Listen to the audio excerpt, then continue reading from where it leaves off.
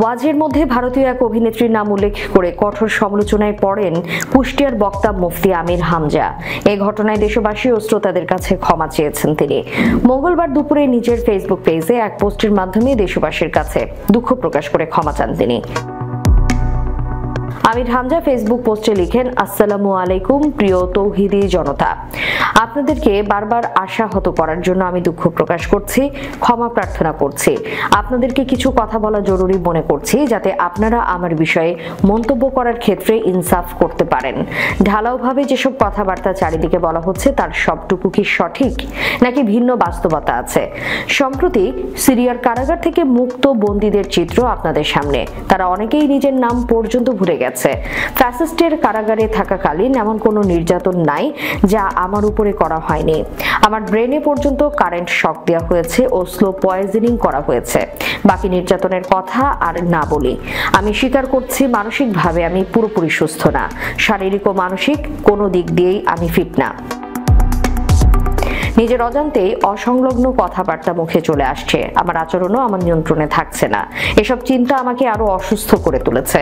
আর আমার দেয়া বক্তব্য নিয়ে চলমান যে বিতর্ক, সেই আলোচনাটাতে শুধুমাত্র উক্ত নায়িকার আলাপটুকুই আমার ভুল হয়েছে, আমি স্বীকার করছি।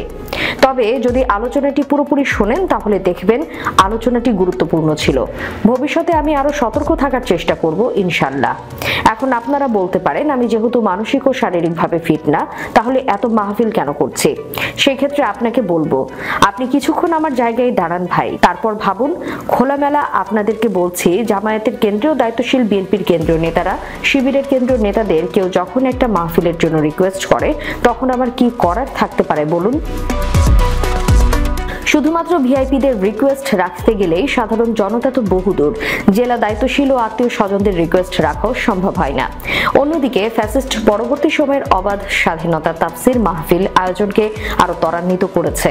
তার একটি প্রেশার অন্যদিকে শেখ মিজানুর রহমান আজহারি ভাই দেশে না থাকায় আরো একটি চাপ সাথে যুক্ত হয়েছে। সব মিলিয়ে যথাযথ শারীরিক, মানসিক ও একাডেমিক প্রস্তুতি গ্রহণ করার সুযোগ পায়নি, যার ফলে মাঝে মধ্যে এমন ত্রুটি, ভুল আমার দ্বারা হয়ে যাচ্ছে। আমি আবারও বলছি, আমি সুস্থ না।